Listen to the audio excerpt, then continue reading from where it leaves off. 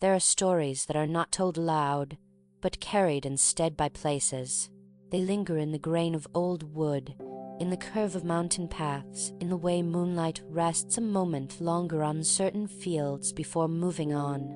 These stories do not belong to any single voice. They are remembered by rivers, by stones, by the slow patience of trees. This is one of those stories.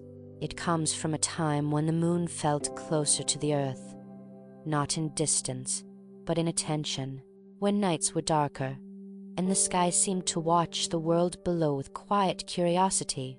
Back then, the boundary between what belonged to the heavens and what belonged to the soil was thin enough to soften, thin enough to allow something rare to pass through. The mountain knew it before the village did. Mountains always know first. They feel shifts long before they become events, a change in breath, a pause in the wind, a weight settling gently into the world. On that night, the mountain sensed a stillness where there should have been motion, as if the moon itself had slowed in its path.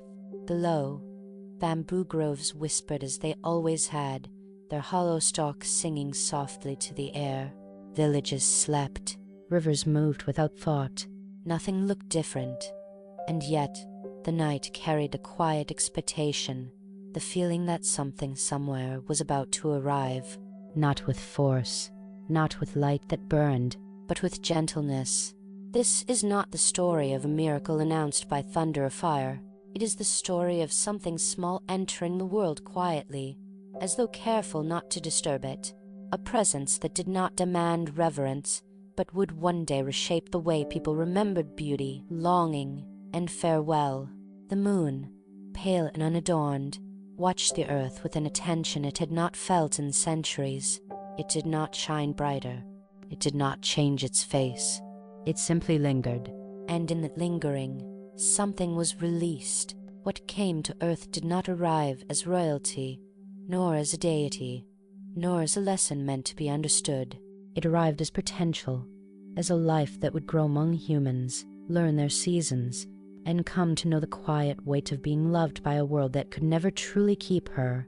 This is the story of Kaguya-hime, not as a legend recited, but as a memory the world still holds, not as a princess taken from the moon, but as a being who learned what it meant to remain, even briefly, among fragile, fleeting things. Her story is not loud. It does not rush. It unfolds the way moonlight does, slowly, patiently, touching everything without ever trying to stay. And it begins, as many true stories do, in a place no one thought to watch, inside a single stalk of bamboo, on a morning that looked like every other.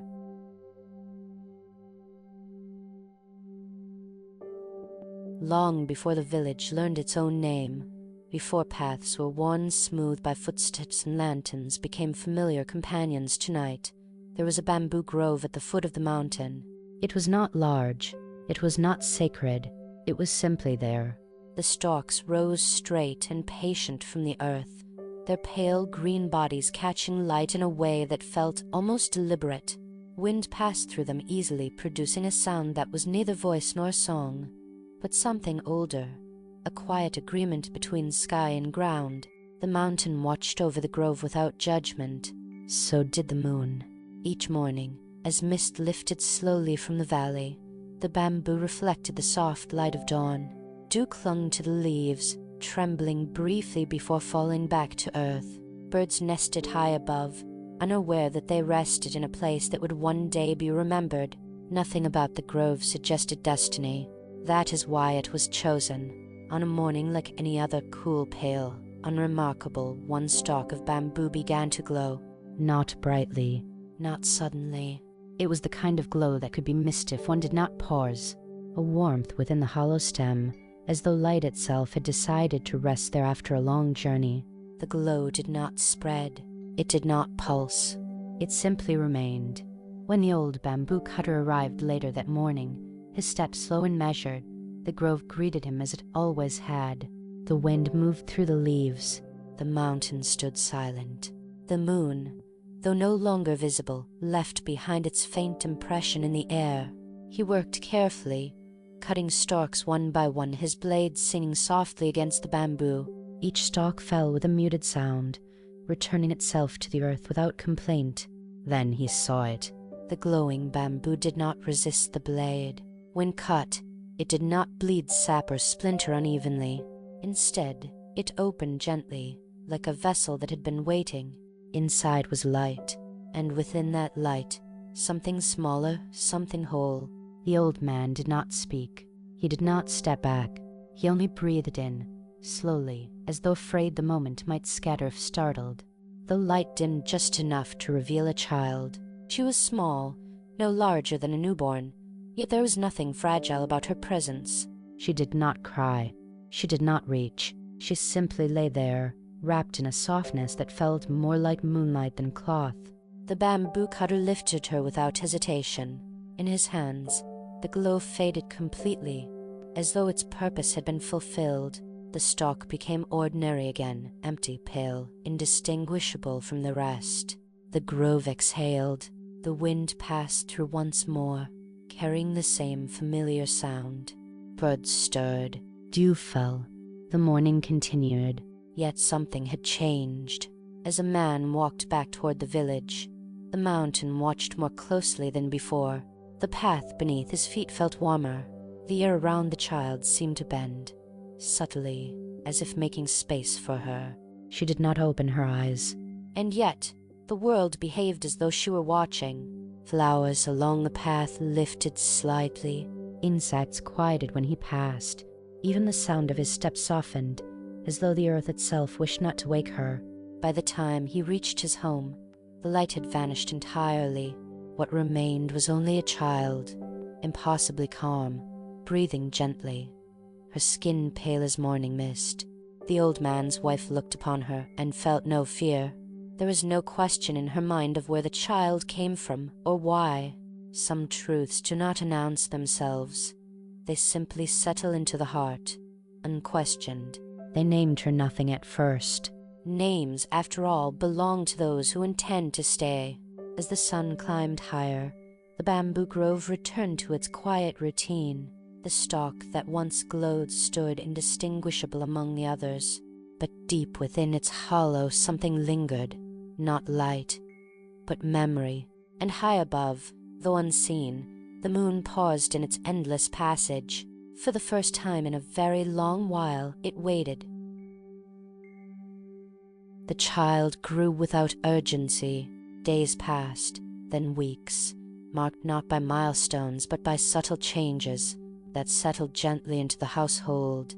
She slept deeply, her breathing slow and even, as though rest itself recognized her.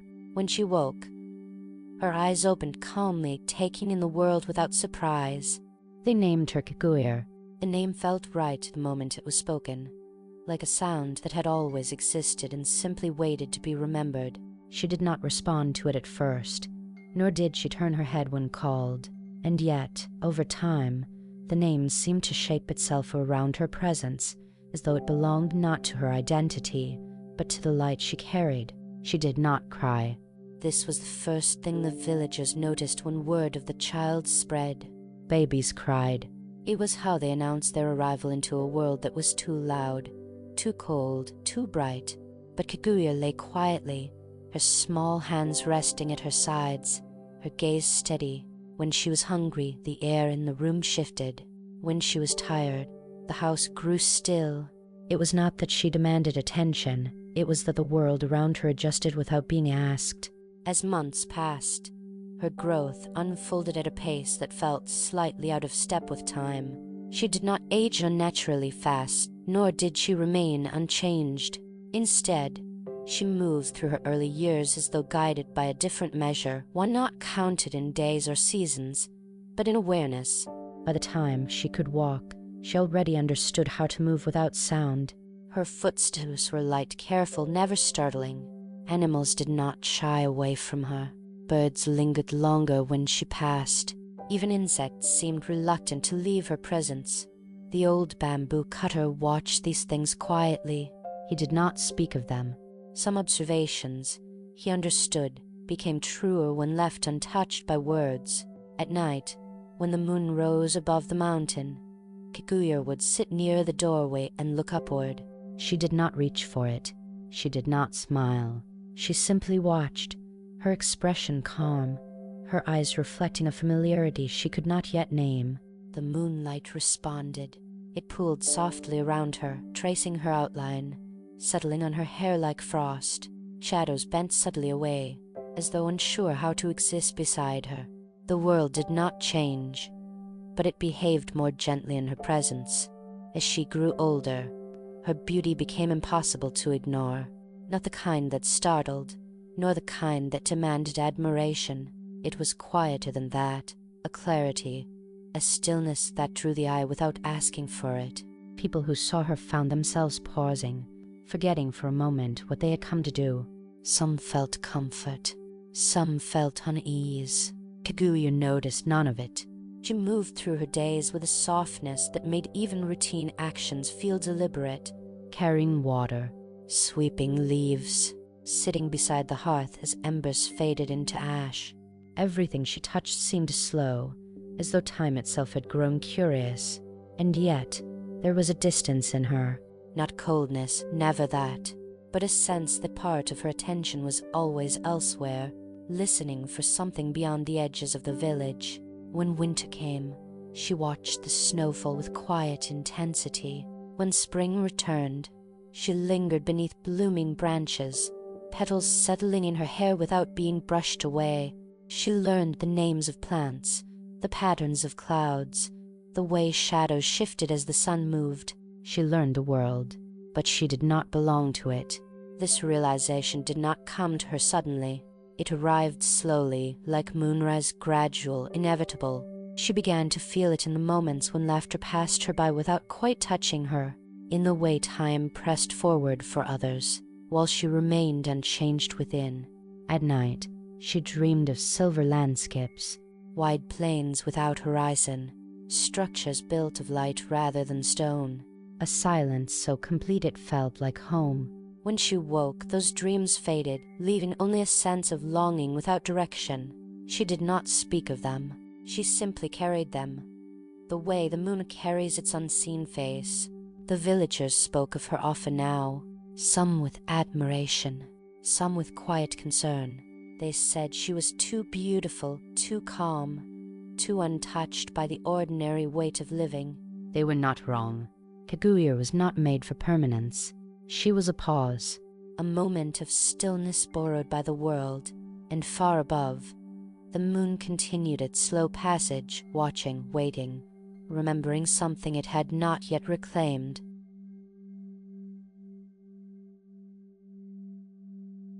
Time did not rush Kaguya, but it did not wait for her either. The years unfolded with the quiet certainty of seasons, each one leaving its mark not on her body, but on her awareness. Spring arrived in pale greens and drifting petals. Summer followed with heavy air and the endless hum of insects. Autumn softened the world into golden shadow. Winter returned with its familiar stillness, laying frost across the land like a held breath. Kaguya watched it all. As a child, she had accepted the passing of days without question. Now, as she moved toward youth, she began to notice time, not as a line, but as a current that carried others along while she stood calmly at its edge. Cherry blossoms bloomed and fell. She gathered the petals once, carefully, and placed them beside the doorway. By morning, they had browned and curled, their brief beauty already spent. She stared at them longer than necessary, not in sadness, but in curiosity. That night, she dreamed of a field where nothing wilted. Summer brought cicadas that sang from dawn until dusk. Their voices filled the air, burgeoned and bright. Kaguya listened from the shade, tracing the rhythm of their sound with her breath. When autumn came and the cicadas vanished, the silence felt heavier than their noise had ever been. She wondered where the sound went. Autumn was her favorite season, though she never said so aloud. The world seemed closer to itself then. Leaves drifted without resistance, surrendering color and form with quiet grace. Kaguya walked through the village paths as they fell, letting them brush her sleeves, settle in her hair. People aged round her, Children she once watched from a distance grew taller, louder, more certain of their place. Elders bent slowly beneath time's patient hand. The bamboo cutter's hair thinned and silvered. His wife's movements softened, her breath slower at night. Kaguya noticed these changes with a growing awareness that felt neither fear nor sorrow, only recognition. This was the shape of living. Winter came again, and with it, snow. The world hushed under its weight. Paths vanished. Sound became distant and muted. Kaguya stood outside in the early mornings, her breath forming faint clouds that dissolved as quickly as they appeared. Snow gathered on her sleeves and hair, yet never lingered long. It melted as though unsure whether it was allowed to remain. The moon shone brighter in winter. On those nights, Kaguya felt an unfamiliar pull, not longing, not homesickness, but something like memory awakening. She would pause beneath its light, her chest tightening slightly, as though she had forgotten something important. She did not know what it was. As the seasons repeated, Kaguya grew into a young woman whose presence felt timeless against the steady erosion of the world. Her movements were precise, unhurried. Her voice, when she spoke, carried no urgency. She learned the tasks expected of her, but never seemed bound by them. People noticed. They always did. But Kaguya was not learning how to be admired. She was learning how to observe. She watched how joy bloomed briefly, then faded, how sorrow passed like weather, how love formed attachments to moments that could never stay. These things fascinated her, not because she wanted them, but because she sensed she would one day have to leave them behind. Time was teaching her gently, not with warnings, not with pain, but by showing her what it meant to pass. And somewhere above the mountain, the moon followed its path, steady, distant, and increasingly aware that the earth was shaping something it would one day have to take back. It was not a single moment that drew the village's attention to Kaguya. Attention gathered the way dusk does, slowly, without announcement. At first, people noticed her only in passing. A pause in conversation, a half-turned glance, a sense that something had briefly unsettled the ordinary rhythm of the day. They could not have said why. Kaguya moved through the village as she always had, quietly, with care. She carried water from the well, her reflection trembling in its surface. She swept fallen leaves from the threshold, stacking them neatly before returning them to the earth. She spoke when spoken to, her voice soft and measured, her gaze steady but distant. And yet, wherever she went, the air seemed to still. It was not beauty in the way songs described it. It did not demand admiration. It invited silence. People found themselves lowering their voices near her. Children slowed their running. Even disputes softened, words losing their sharp edges in her presence. The change was subtle enough that no one thought to question it. Stillness has a way of commanding attention without force. Visitors began to arrive from neighboring villages, first out of curiosity, then out of something less defined. They claimed they had heard of a young woman whose presence brought calm, whose gaze felt like moonlight resting briefly on troubled water. Kaguya did not notice the shift at first. When she did, it confused her. She had never sought to be seen. She did not understand why people lingered, why their eyes followed her movements as though hoping to learn something simply by watching. When offered praise, she accepted it politely, but it passed over her without leaving a mark. What unsettled her was not their admiration, but the way it changed the space between them. Distance grew where there had once been ease. Conversations paused when she entered a room. Expectations gathered in the silence. She felt it like a gentle pressure, not unpleasant, but unfamiliar. At night, she began to sit alone more often.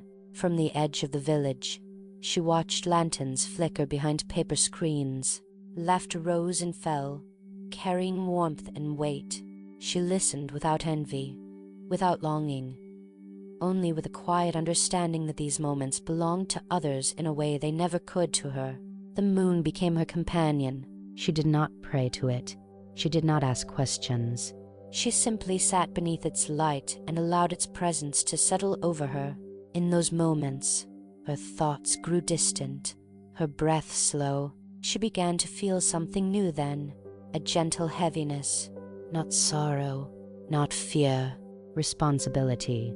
Being seen meant being remembered meant being held in time. And time, she was learning, was not something she could remain inside forever.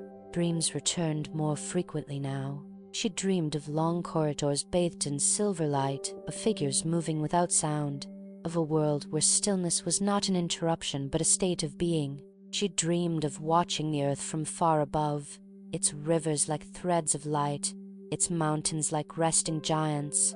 When she woke, those dreams lingered longer than before. During the day, the villagers spoke of her in careful tones. They speculated, wondered, admired. Some felt comforted by her presence.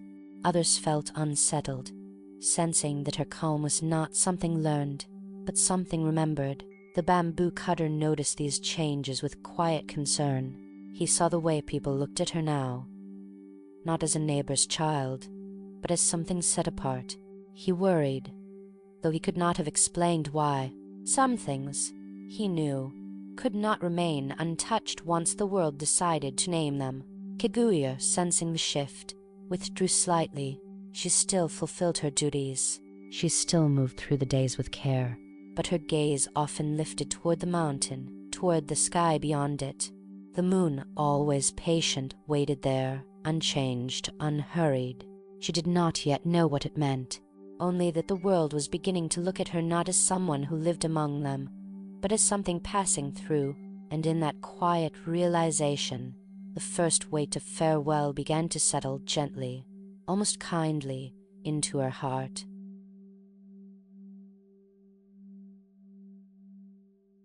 By the time summer returned, Kaguya was no longer unnoticed. The village did not speak of her openly at first.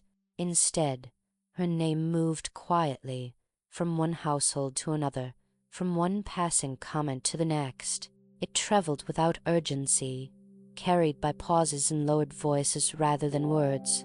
People adjusted their paths to pass near her home. Visitors lingered longer than necessary. Some brought offerings, simple things at first, fruit wrapped in cloth, flowers gathered from the fields.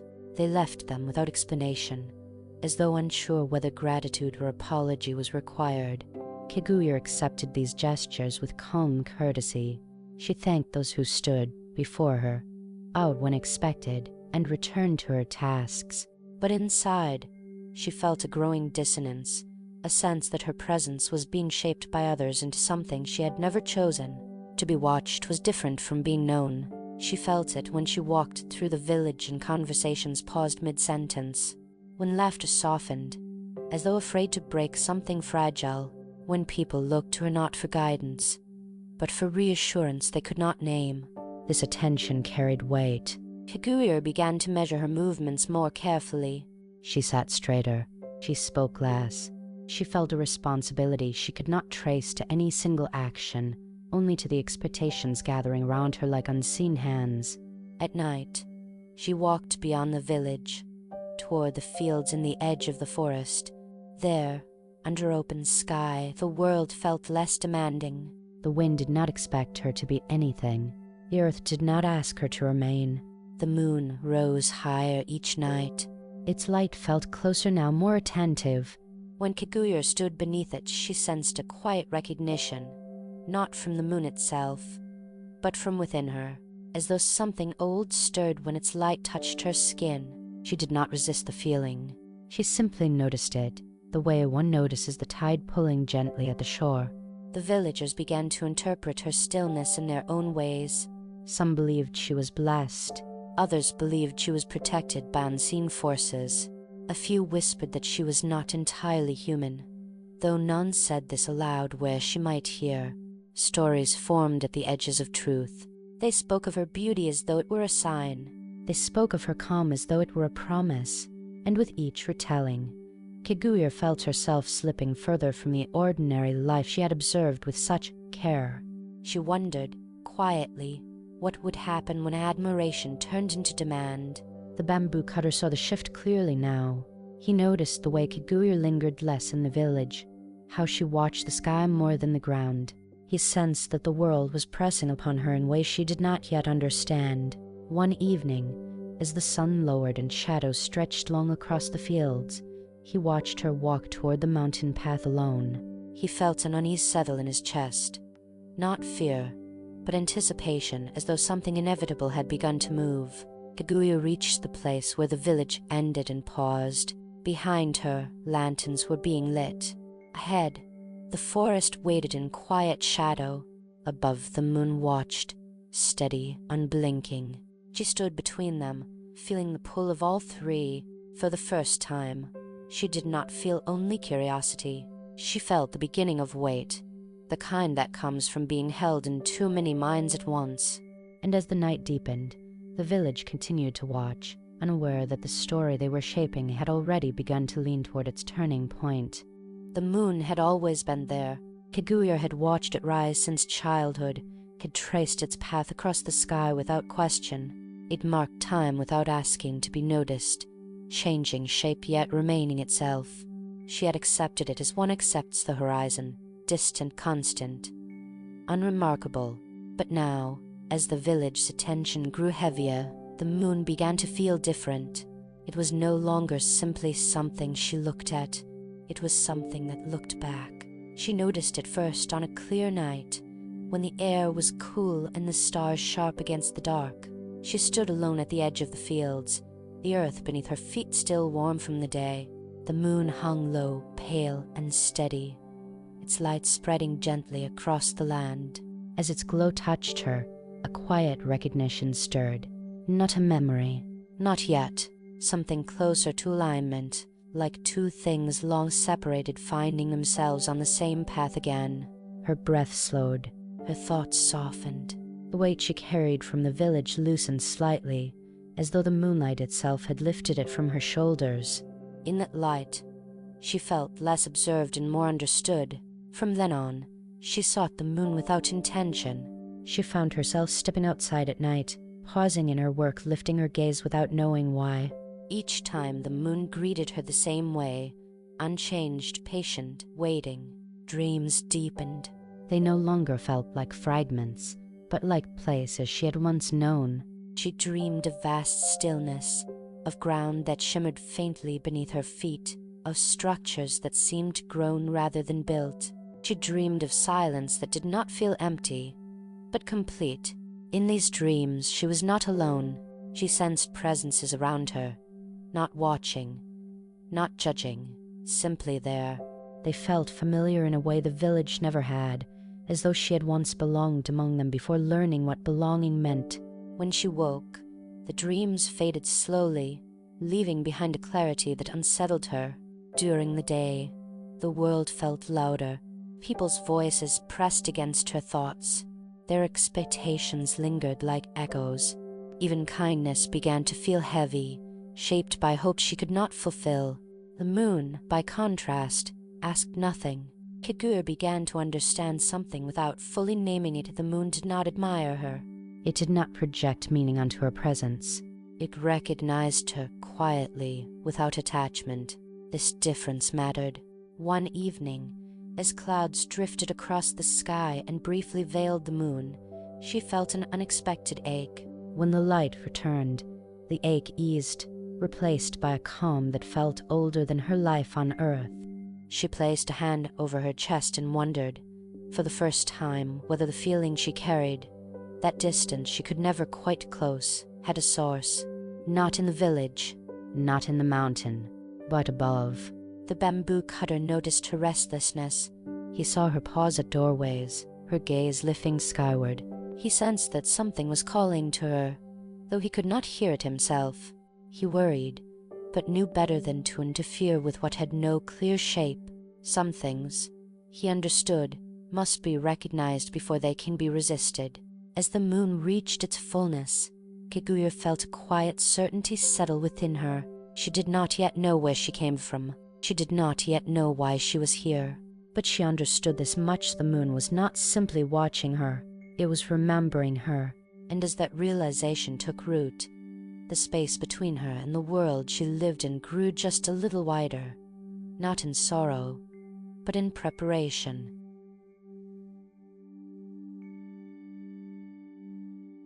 Power often announces itself loudly. It arrives with procession, with banners and voices, with the unmistakable weight of being noticed. But the presence that entered Kaguyu's life did so quietly, without ever crossing her path. It arrived as awareness. The Emperor first heard of her through reports that carried no urgency. Courtiers spoke of a young woman in a mountain village whose beauty unsettled those who saw her, not because it dazzled, but because it lingered. They spoke of calm that softened rooms, of stillness that made even hardened minds pause. At first, he listened with mild interest.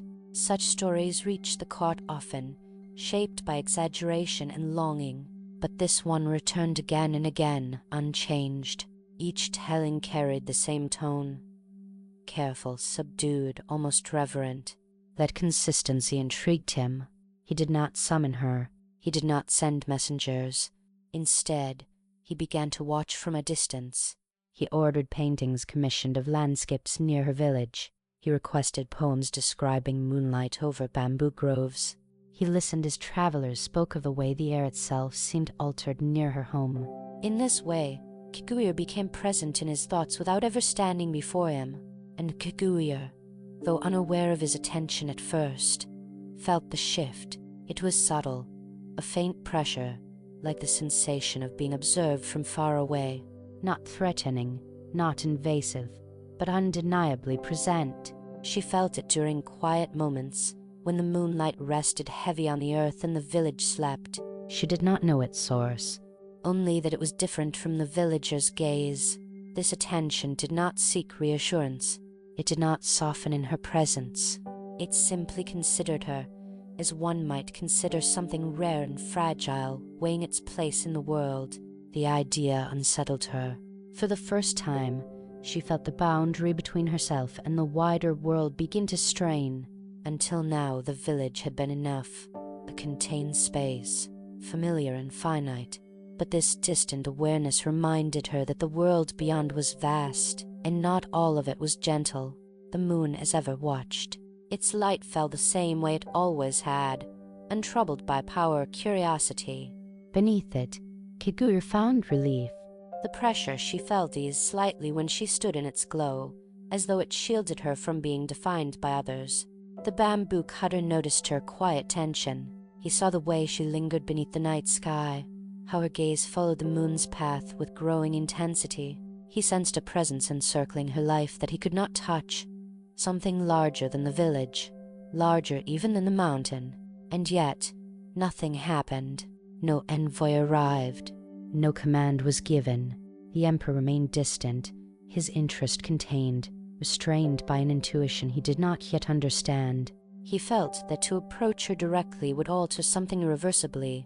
So he waited, and in that waiting, Kaguya felt the world's reach extend, not toward her hands, but toward the space around her, testing its limits. The story did not change its course that day, but a new gravity had entered it. The letter arrived without ceremony. There was no procession, no formal announcement, no gathering of villagers at the gate.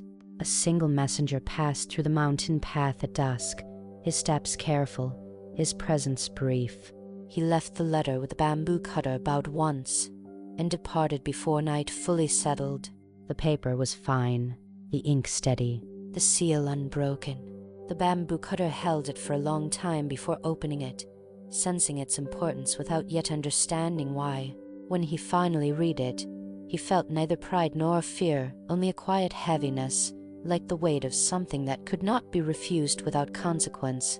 The letter spoke with restraint. It did not command. It did not demand. It expressed admiration from afar.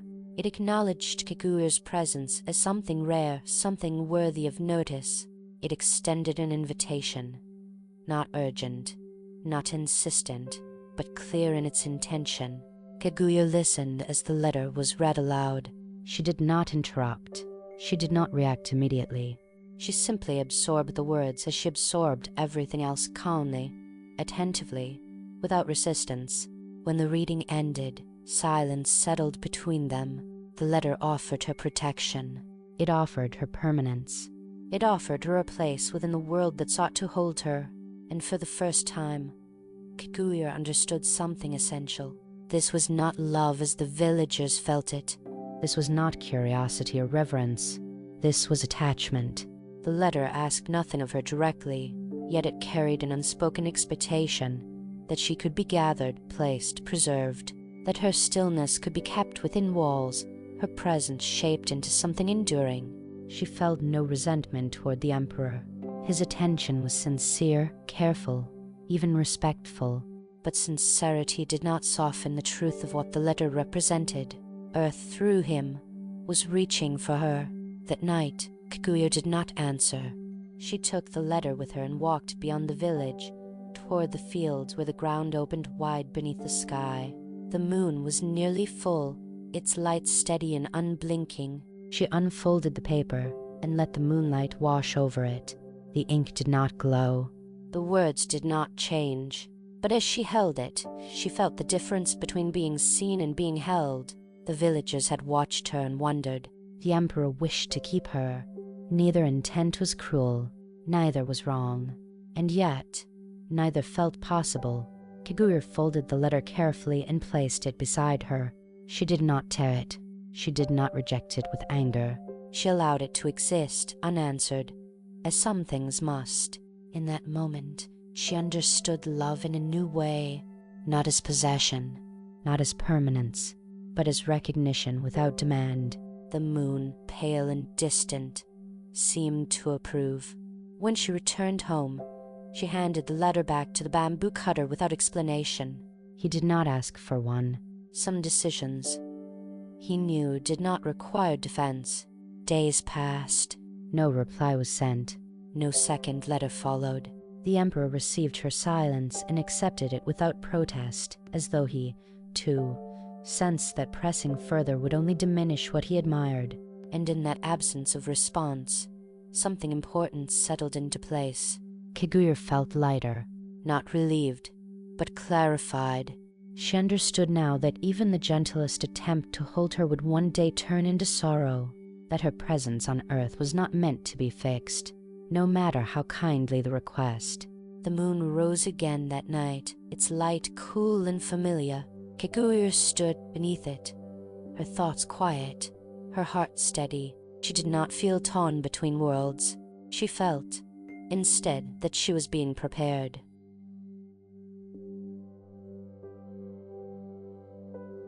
The nights changed before Kaguya fully understood why. They did not grow darker or brighter. The stars did not shift. The village slept as it always had. And yet, when night settled over the mountain now, it carried a different weight, as though the sky itself leaned a little closer to the earth. Kaguya felt it most clearly when the moon rose. Its light no longer felt distant. It touched the ground with familiarity, resting on leaves, rooftops, and paths, as if retracing something it once knew by heart. When it reached Kaguya, it lingered, not longer than before, but with greater intention. She found herself waiting for nightfall, not with anticipation, but with recognition, as though some quiet part of her understood that the day belonged to others, but the night belonged equally to her, and the moon. She began to walk farther from the village after dusk, beyond the fields, beyond the familiar paths, toward places where the mountain's shadow lay deeper and the world felt less shaped by human hands. There, the air was cooler and the silence more complete. Under the moon, her thoughts grew clearer. Memories surfaced that were not memories at all, impressions without origin. The sensation of standing beneath a sky that never changed.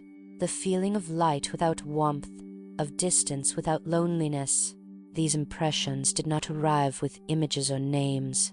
They arrived as certainty. She did not question them. When she slept, her dreams grew longer and more coherent. She dreamed of pale landscapes that stretched without horizon, their surfaces smooth and luminous. Structures rose from the ground as though grown rather than built. their form simple and enduring. There were no voices, no movement hurried by need. In those dreams, Kaguya did not feel small. She felt complete. When she woke, the dreams faded slowly, leaving behind a quiet ache. Not pain, but contrast. The village seemed louder afterward, more crowded. Even kindness felt heavy when compared to the spacious stillness of what she had seen. And yet, she did not reject the world she lived in. She continued her days as before, carrying water, tending the home, moving gently through tasks that anchored her to the earth. But something within her had shifted. The world no longer felt like a place she inhabited indefinitely. It felt borrowed. The bamboo cutter noticed her growing quiet. She spoke less now, and when she did, her words seemed to come from farther away. He sensed that she was turning inward, not in sorrow, but in preparation. He did not interfere.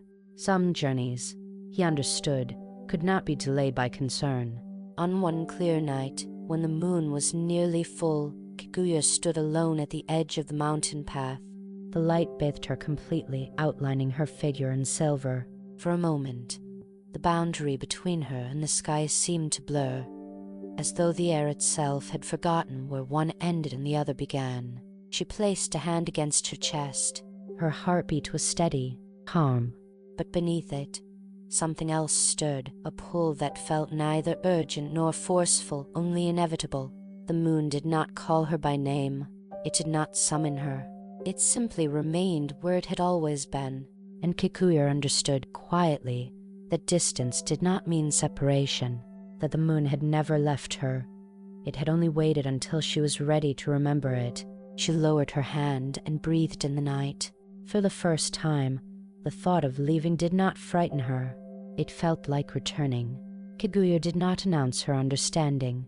It settled into her quietly, like moonlight filling a room without shifting a single object.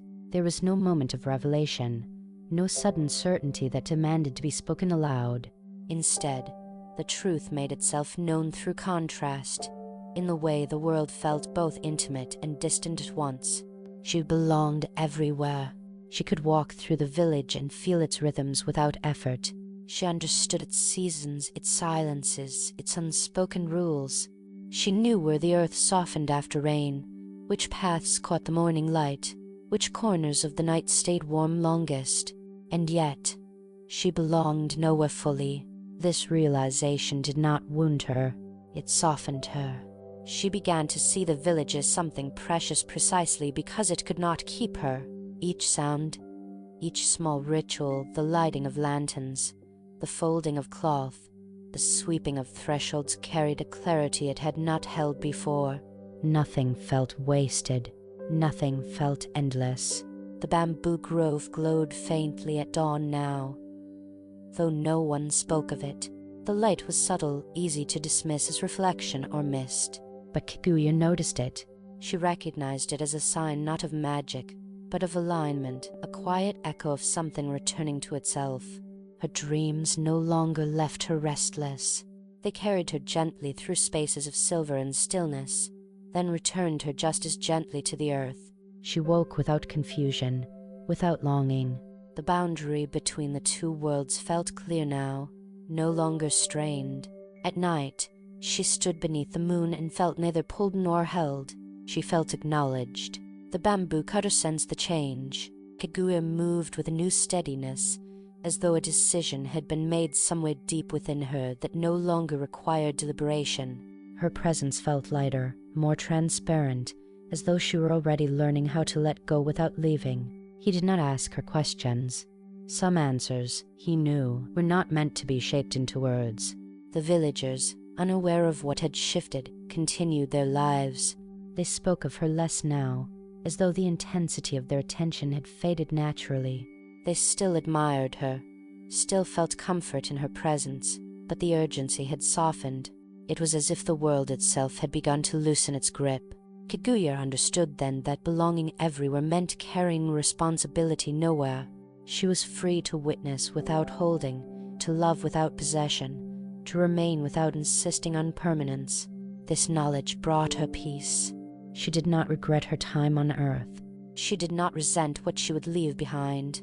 She saw her life here not as exile, but as education, a quiet lesson in impermanence, taught patiently by seasons and people who never knew they were teachers. The moon, nearly full now, rose higher each night. Its light felt complete, not beckoning, not demanding, only present. Kaguya closed her eyes beneath it and breathed. She was not preparing to escape. She was preparing to return. And in that acceptance, the ache she carried softened into something warm, a gentle gratitude for having belonged, even briefly, to a world that knew how to change.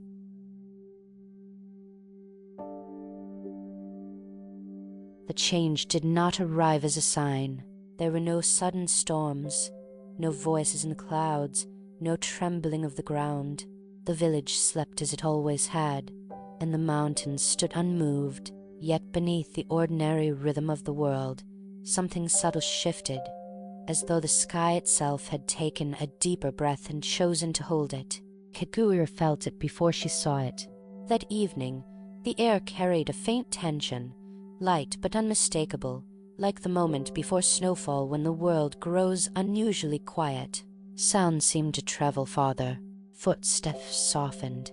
Even the insects sang more slowly, as if listening for something they could not name. The moon rose larger than usual. Not brighter, only fuller, heavier with presence. Its light spread across the land with unusual clarity, outlining every shape with gentle precision. Shadows sharpened, then softened again, as though undecided about where they belonged. Kaguya stood at the threshold of her home and watched the moon climb. Her heart remained calm. There was no fear in her, no sense of being summoned against her will. What she felt instead was recognition, the same recognition she had felt when the bamboo first glowed, when the moon's gaze began to feel familiar. The world was preparing. She walked beyond the village, following the path that led toward the mountain. Each step felt deliberate, unhurried. The earth beneath her feet was cool and firm, grounding her even as the air around her seemed to grow lighter. Above her, thin clouds drifted past the moon, briefly dimming its glow.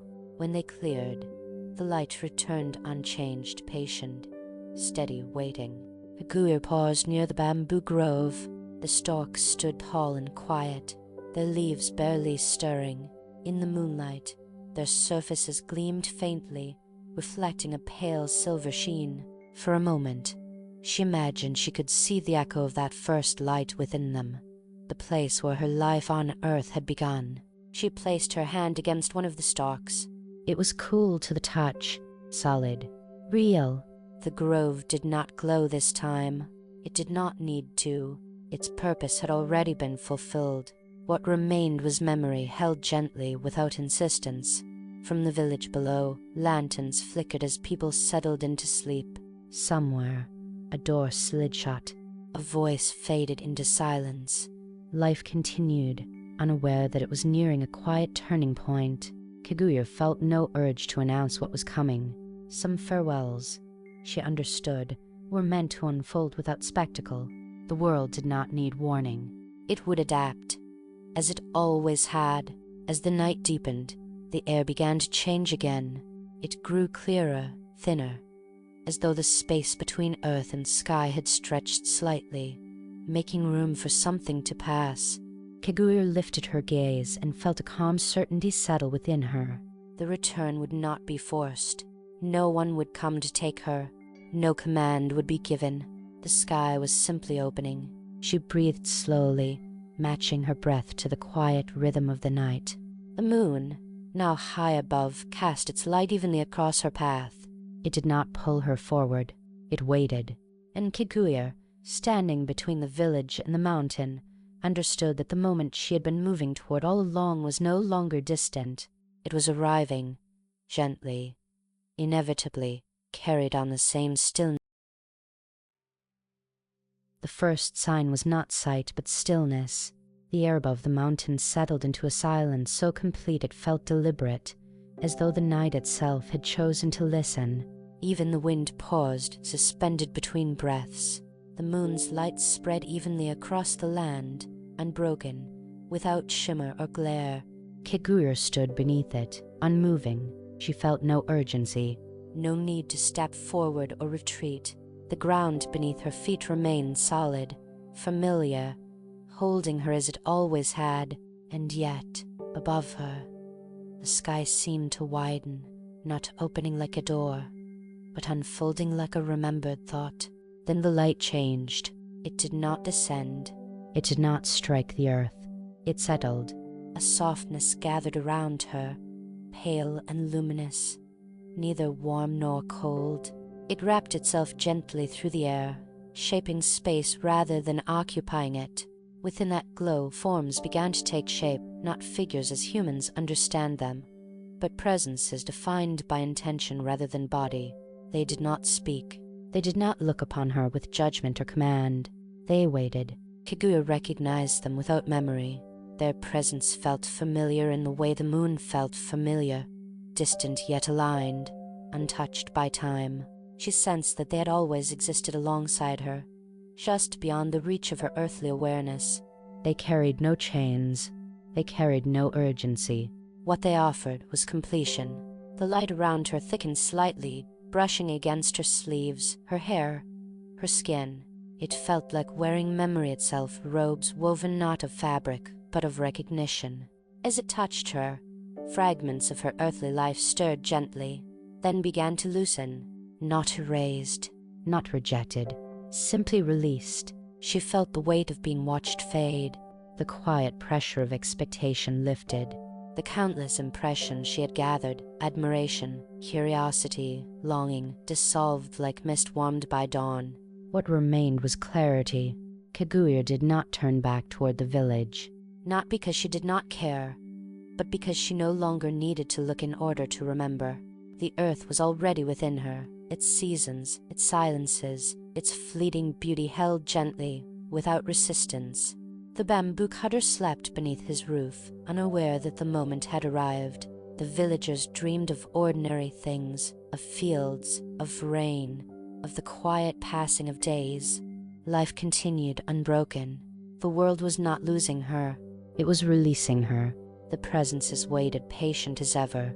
The moon watched from above unchanged, its light steady and calm.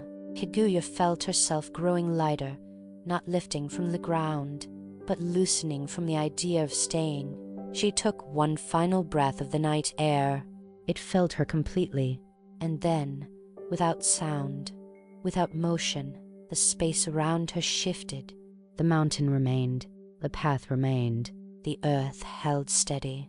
But Kaguya was no longer standing within it.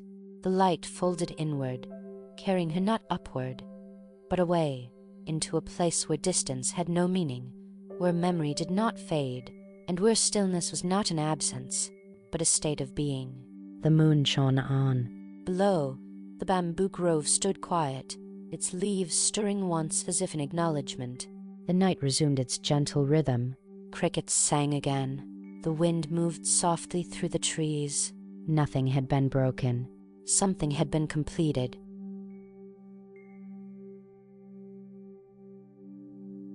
Morning came as it always had.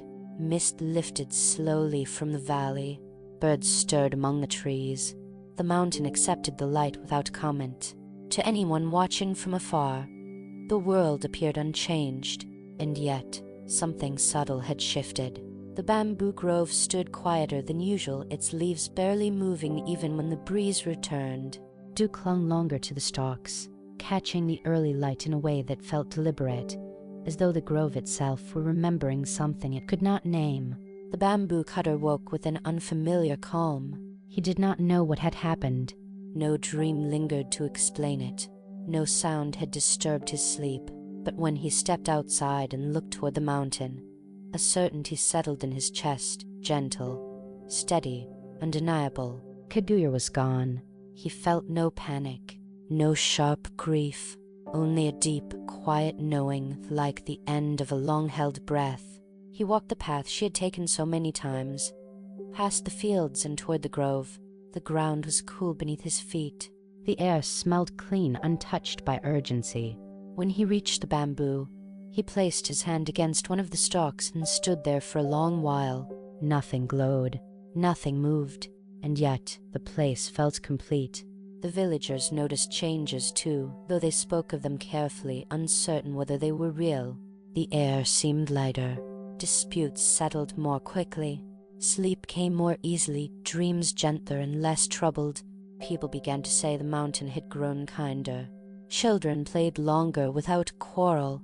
Elders rested more deeply. Even work felt less burdensome, as though effort itself had softened. No one spoke Kaguya's name at first. It lingered unspoken, hovering just beyond language. When it was finally mentioned, it carried no urgency, only fondness, and a quiet respect for something that had passed without asking to be held. The bamboo cutter placed no marker to remember her. He understood instinctively that nothing physical could capture what she had left behind. No shrine could hold it. No object could contain it. Her presence had never been something the world owned. What she left were not gifts that could be gathered. She left pauses. Moments of stillness where there had once been tension. Spaces of calm where worry had lingered. A gentler rhythm woven into ordinary days. At dusk, the bamboo grove caught the light differently. At dawn, the moon's memory seemed to linger just a moment longer in the sky. People noticed these things without trying to explain them. They adapted. The world always does. The bamboo cutter returned home as the sun climbed higher. He prepared his tools, swept the threshold, and continued with the day's work.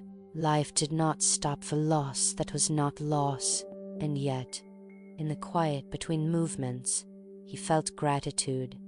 Not sharp or emotional, but steady and deep. Kaguya had not taken anything with her. She had given the world permission to breathe. Days passed, then weeks, and the world settled into itself. The village did not mourn in the way stories often describe. There were no rituals of grief, no sudden hollowness left behind. Instead, life resumed with a softness that felt earned, as though something difficult had been completed quietly, without resistance. People spoke of Kaguya now and then, but never with urgency. Her name surfaced gently, like a remembered season. Someone would mention the way she used to pause beneath the moon, or how the bamboo grove felt different when she walked through it. These recollections did not ache. They rested. The village adjusted its rhythm without knowing why. Evenings grew calmer. Lanterns were lit earlier. Voices lowered naturally as night approached. Sleep came easily, settling over rooftops and fields like a familiar blanket. Children dreamed deeply. Elders woke without the weight they once carried into the night. The world seemed to exhale at dusk and inhale again at dawn, finding a steadier breath than before. The bamboo grove became a place of quiet comfort. People passed through it more slowly now, not out of fear or reverence, but instinct. The air there felt balanced, neither heavy nor thin. Some lingered without knowing why, standing among the stalks as if waiting for a thought to arrive. Nothing did, and that was enough. The bamboo cutter aged peacefully. He worked, rested, and slept beneath the same roof that had sheltered Kaguya's quiet life. He did not wait for her return. He did not search the sky for signs. He understood, in a way that did not require explanation, that her journey had not taken her away. It had completed her time. At night, he sometimes dreamed of moonlight resting gently on the ground, of a figure walking away without turning back. These dreams carried no sadness. They faded by morning, leaving him calm. The mountain, too, seemed at ease. Storms came and went without violence. Rain fell evenly. The seasons continued their cycle without strain. Nothing remarkable happened. And that, perhaps, was her final gift, a world allowed to continue without interruption. Generations later, children still played near the bamboo grove. They did not know why it felt quieter there, only that it did. They learned, without being taught, to slow their steps beneath the stalks. The moon rose as it always had. Its light remained distant, unchanged, steady. By uncertain nights, when the air was clear and the valley hushed, the moon seemed to linger, just slightly, before continuing its path. Those who noticed felt a sense of peace they could not name. Earth had learned something during Kaguya's time within it, that not everything beautiful is meant to stay, that not every departure is a loss, that some presences are meant to teach the world how to rest, and then leave it better than they found it. And so the world slept, deeply, gently, carrying her not as a memory that faded, but as a quiet rhythm that remained.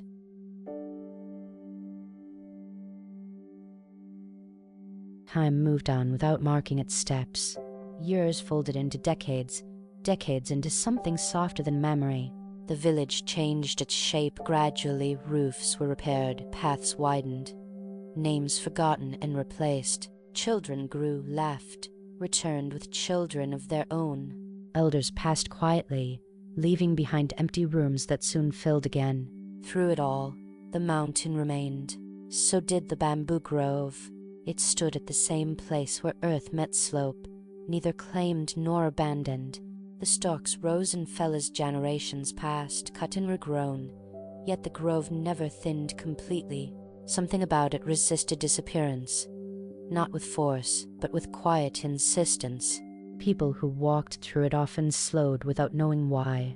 They felt no presence watching them, no voice calling from the shadows. Instead, they sensed a gentleness that did not belong to them, a calm that existed independently of their thoughts. Some described it as peace, others as familiarity. Most did not describe it at all.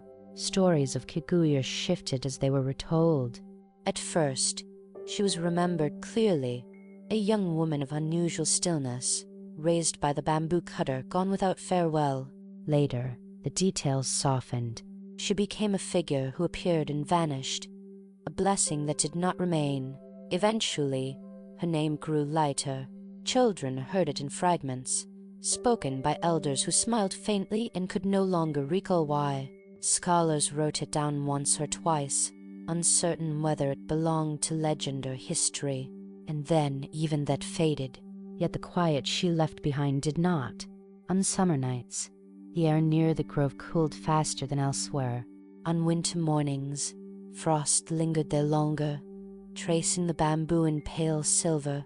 The moonlight seemed to rest more evenly among the stalks, as though the place had learned how to receive it. Travelers sometimes slept nearby and dreamed of wide, silent spaces of light that did not blind, of distance that did not isolate. They woke rested, though unable to explain why. The world had absorbed her story, not as a tale to be repeated, but as an atmosphere woven into its rhythms. Above it all, the moon continued its endless passage. It watched the earth without urgency, without longing. The mountain ranges shifted slowly beneath it. Rivers changed course. Villages rose and fell like breaths. And still, on certain nights, when the earth was particularly quiet, the moon seemed to pause just long enough to reflect upon what it had once released. Kaguya watched then. Not from a place of distance, but from a state of completion. She did not stand apart from the moon, nor did she sit upon it as royalty or ruler.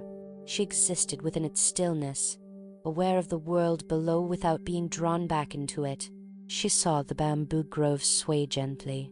She saw lanterns flicker in distant valleys. She saw our lives unfold, complete in their brevity. There was no ache in her watching, only gratitude. The earth no longer felt unfinished to her. It felt whole, because it had been allowed to change without her. And as the moon continued on, carrying her quiet awareness with it, the story of Kaguya-hime dissolved further, not into forgetting, but into something softer than memory, into silence that knew how to hold light. There comes a moment in every story when nothing more needs to happen. Not because everything has been said, but because the world has absorbed what it needed. The rest is carried forward without words, without witnesses, without effort. This is that moment. The earth turns quietly beneath the moon now. Forests grow and thin. Rivers carve new paths through stone. Villages rise, soften, and fade into fields once more. Life continues, unremarkable and precious in its persistence, the bamboo grove still stands. Some mornings, light gathers there more gently than elsewhere.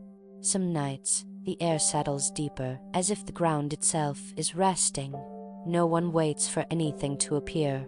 No one expects a return. And yet, something remains. It lives in the way people pause without knowing why, in the way moonlight feels slightly kinder when it touches the earth, in the way silence, when allowed, no longer feels empty.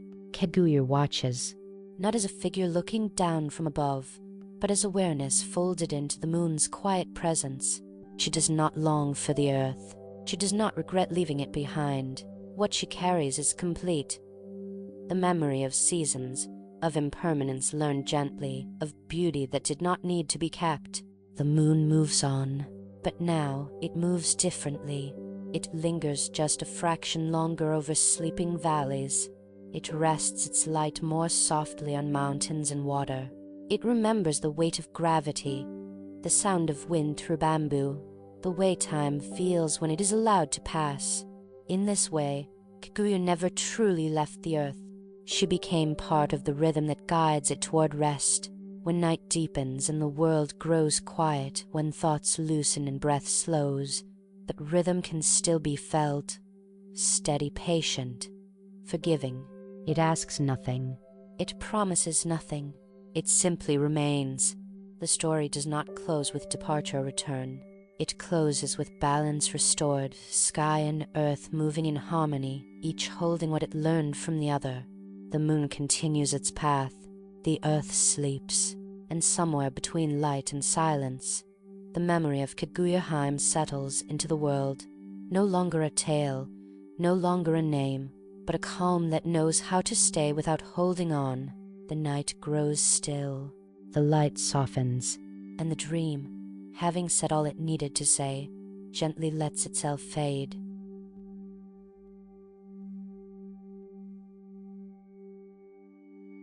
And so the moon continues on its path, not brighter than before, not farther away, only moving as it always has across a sky that never asks it to stay. The bamboo grove remains where it is, quiet, unassuming, holding nothing yet missing nothing. Its leaves still catch the light at dawn, and when night returns, they listen without expectation. The earth remembers in its own way, not with words, not with stories recited aloud, but with small kindnesses woven into ordinary days, the way silence feels less empty, the way time is allowed to pass without resistance. Perhaps this is how all gentle stories end, not with a farewell spoken clearly, but with the presence that softens into the background of the world, becoming part of the rhythm that guides us toward rest. If this tale lingers with you, let it linger lightly, like moonlight on water, like a memory that does not ask to be held. There is nothing more to follow, nothing more to wait for. The story has already found its place. Thank you for sharing this quiet journey, for listening, for pausing, for allowing the night to unfold at its own pace. Wherever you are now, may the world feel a little calmer, a little more patient, a little more forgiving of passing things. And as the sound fades, as the light softens, as the space between moments grows wider, let the night continue on its own. The moon will watch, the earth will rest, and when another story is ready to be remembered, it will arrive just as gently. The lantern dims, the wind settles, silence remains, and so the moon continues on its path, not brighter than before, not farther away, only moving as it always has across a sky that never asks it to stay. The bamboo grove remains where it is, quiet, unassuming, holding nothing yet missing nothing. Its leaves still catch the light at dawn, and when night returns, they listen without expectation. The earth remembers in its own way, not with words, not with stories recited aloud, but with small kindnesses woven into ordinary days. The way silence feels less empty, the way time is allowed to pass without resistance. Perhaps this is how all gentle stories end, not with a farewell spoken clearly, but with a presence that softens into the background of the world, becoming part of the rhythm that guides us toward rest. If this tale lingers with you, let it linger lightly, like moonlight on water, like a memory that does not ask to be held. There is nothing more to follow, nothing more to wait for. The story has already found its place. Thank you for sharing this quiet journey, for listening, for pausing, for allowing the night to unfold at its own pace. Wherever you are now, may the world feel a little calmer, a little more patient, a little more forgiving of passing things. And as the sound fades, as the light softens, as the space between moments grows wider, let the night continue on its own. The moon will watch, the earth will rest, and when another story is ready to be remembered, it will arrive just as gently. The lantern dims, the wind settles, silence remains.